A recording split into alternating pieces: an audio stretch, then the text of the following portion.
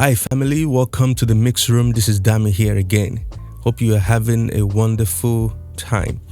Alright, so today is going to be about mixing pop rock, or you can say EDM, and all of this is also gospel as well. So gospel, pop rock, EDM. This is one of my songs that I released it's been 8 years now, so a little bit over 8 years ago now. And I just thought to show you some of the things that I did on the song. And also, one thing to mention is when I play back some of the songs I did back then, they sound better to me, even without doing anything. And I think that's because of maybe my audio interface that I'm using. Back then, I recorded and produced this track on the Sapphire Pro DSP, 24 DSP, Sapphire Pro 24 DSP. So we're probably going to break this into different sections. So depending on the time, I will just go from the top to bottom, right? And talk about my process, why I made certain decisions. All right. So let me play a little bit of the song.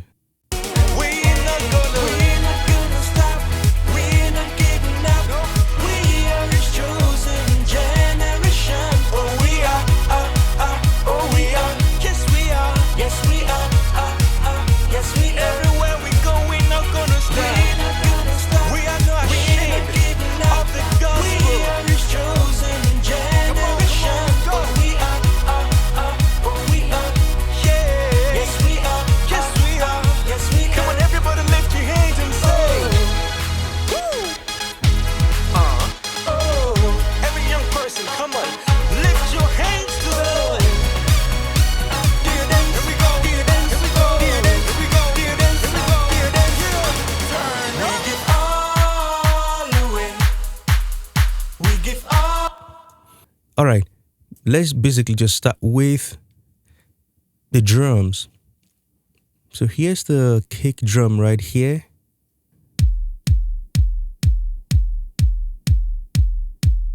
That sounds big, punchy, heavy, right? For songs like this, that's kind of what you need. But this also really have to work with the bass. So let me just show you what the bass is playing. This is in the chorus now. Okay, that's the kind of sub-low. Kind of high bass to the sides.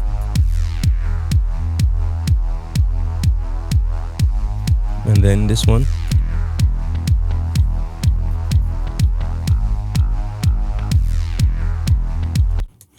Okay, so let's just look at the kick drum. So each individual kick drum, I'm going to bypass the different processing so you can actually hear what the original kick drum sounded like. I have 3 of them here, and they're all routed into this kick comp right here. Let's see what it sounds like. Yeah, so that is basically weak, right, by itself. So the first one, that's kind of the main kick sound. It has some of the punch in there. So let's look at exactly what I was doing. Rolling off some low end.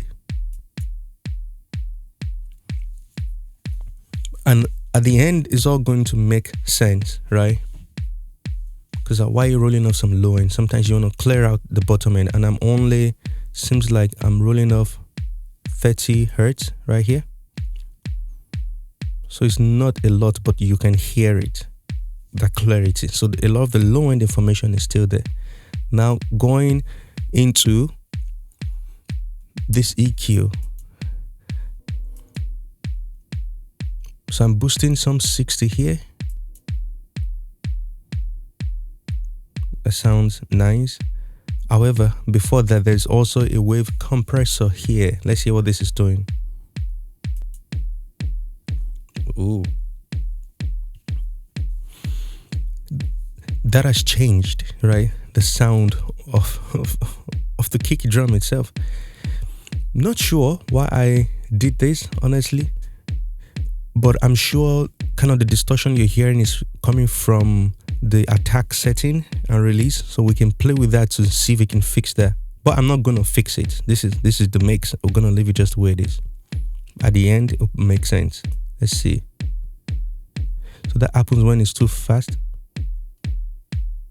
There you go. So we can adjust it and adjust it.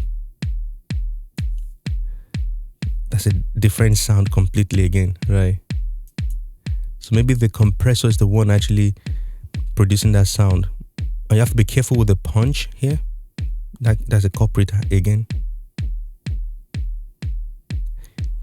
All right, so let's bypass it. It changed the sound. It's like, did I just make it bad? But doesn't matter what it sounds like in solo. All right, so that's the first kick drum. Let's move to the second one. This has that top end, that bite.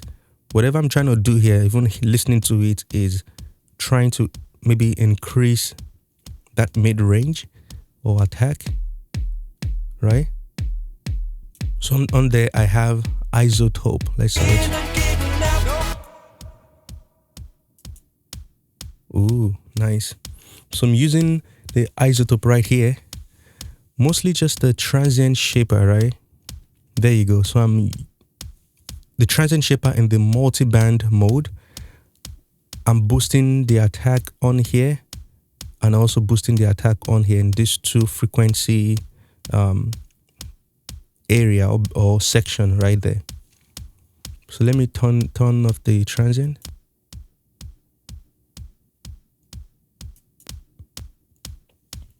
Okay, that's pretty good. And then we have the equalizer as well, where I'm removing around some 500 here.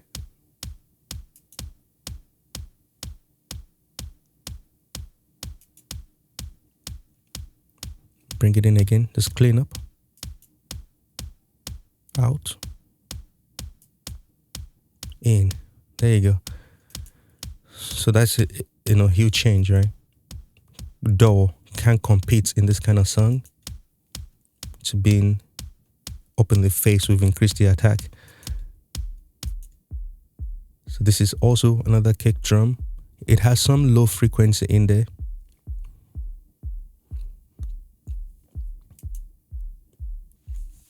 So a few things I'm doing here, I'm boosting like 4 dB around 51. I'm cutting a lot, not sure why, around 130. Though when it's bypassed, I like the knock that I hear. I'm playing the other one so we can hear it together.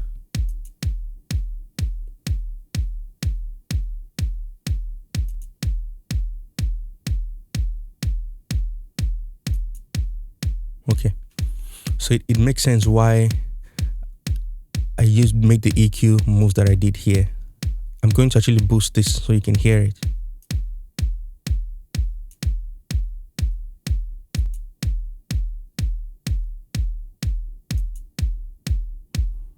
Okay, so I think this is doing so much cleanup. I'm not even sure where it's out. Anyways. And then on that kick drum, I'm using, I should mention this gate. Let's see what this gate here is doing. Seems like it's automated, right?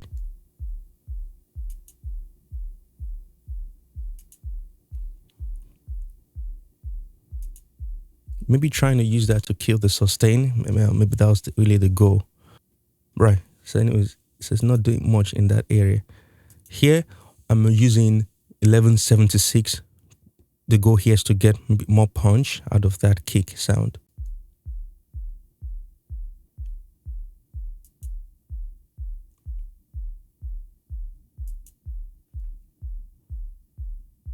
Okay, very subtle change too. Now, all of that kick sound is going into the kick comp.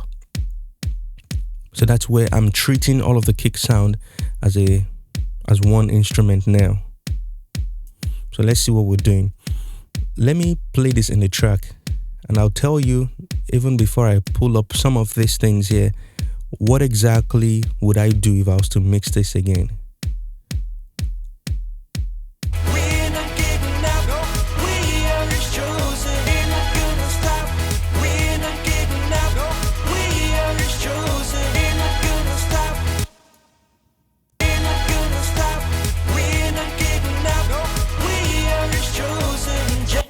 So I feel like the kick drum is missing a lot of punch, missing a lot of low end as well. So these are two things in my mind that I probably want to do to the kick drum to make sure it can compete. It needs to be louder. It needs more low end. It also needs, we need to get more punch out of it. The punch is already there. The elements are there. We just need to be able to push it up. The volume could push it up, but we need just more than volume. We need compression here to do its thing for us, especially for this genre, all right, or this style of music. So here, let's see. So at 60, I'm boosting a lot at 60, maybe about 5 dB, 4.5 dB. Let's hear it. That is, so we've gotten louder and beefier. Yeah. Here, this is a sub filter. Yeah, from Plugin Alliance. I'm adding some low resonance bump here. I'll play that in and out. This might be very subtle.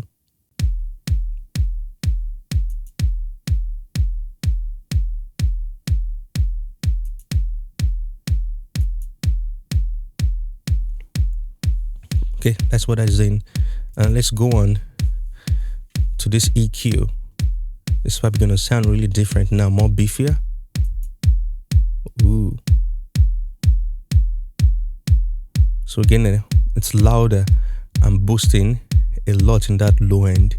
It seems like the fundamental frequency, and for this key, for this song, is around that 50, if you know what I mean. Because sometimes you can attribute a key of a song to frequencies as well. And I'm sure maybe when I was mixing this was some of the things in my frame, in my mind back then. This is a long time ago. Talking maybe 8 years ago, 9 at this point. And I kind of learned that from Dave Pensado too. So you see, I've been boosting around 55. This is 55. I'm boosting here. I just did 60. Yet we're still pushing. It's getting louder, but it's not getting bad. I'm also boosting around 100 here. I'm gonna bring that in and out. We just needed that low end. Let me bring in the bass.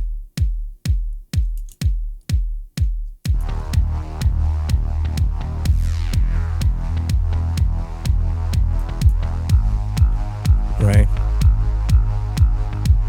As soon as I brought that in, it gave me the low end I need. Yeah.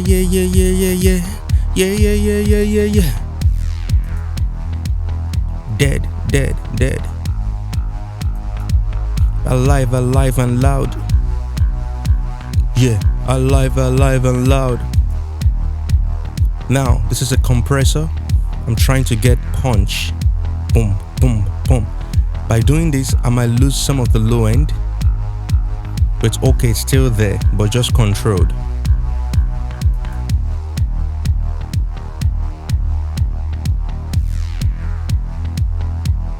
Check it out. Loss of volume, but that's fine. But listen to the kick drum. It sounded like this, taking a lot of space. But once the compressor is engaged, it's now in the middle. We can hear the tightness of the kick drum. I'll take it out. Ooh. So I need to bring that low end back in. So in here, I'm using waves. G channel. So I'm boosting about 3 dB at 47 Hertz. Let's just say 50 cycles. And a little bit of boost in the top end there so it can cut through. Let's bring that in.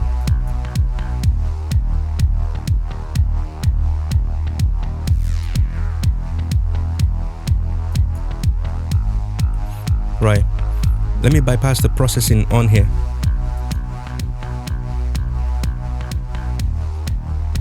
All we can hear is cha. Now we're not done. There's no kick drum without parallel compression. So I'm sending this is the parallel aux send. It's going into an 1176,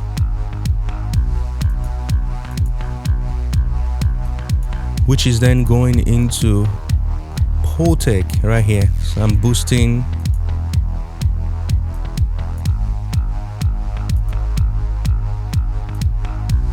into the compressor first and then Pultec.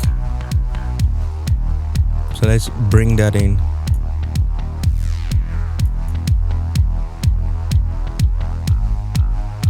That's it right there.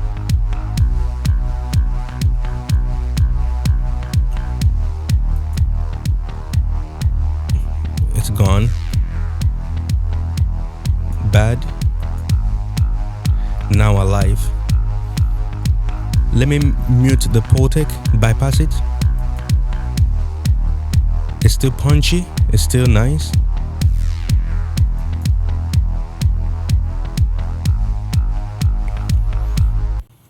So that's basically, that's where the sound all of a sudden now, boom, it comes straight to life. Another plugin I've been using lately, actually for a while now, actually, is the DBX. You know, when you have too many tools, sometimes it's not good. Now I just fall in love with whatever I just saw here now. You know, I did this way back then, but it's not currently in my template, which is good. You know, use what works for the song. But I'm gonna steal this one.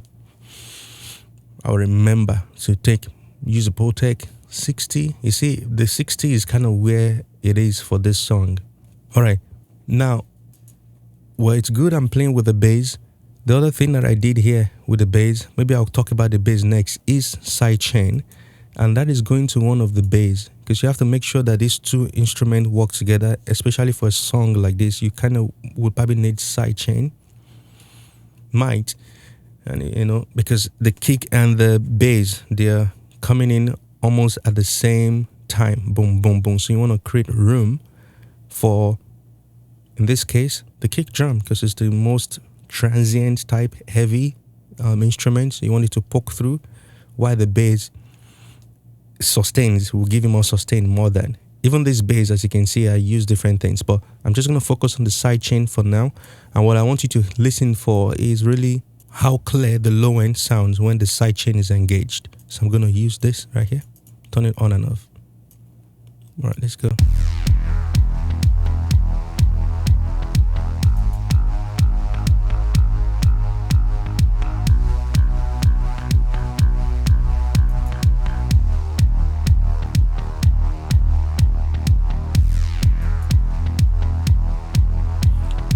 All of a sudden the kick drum comes to life. It's in your face.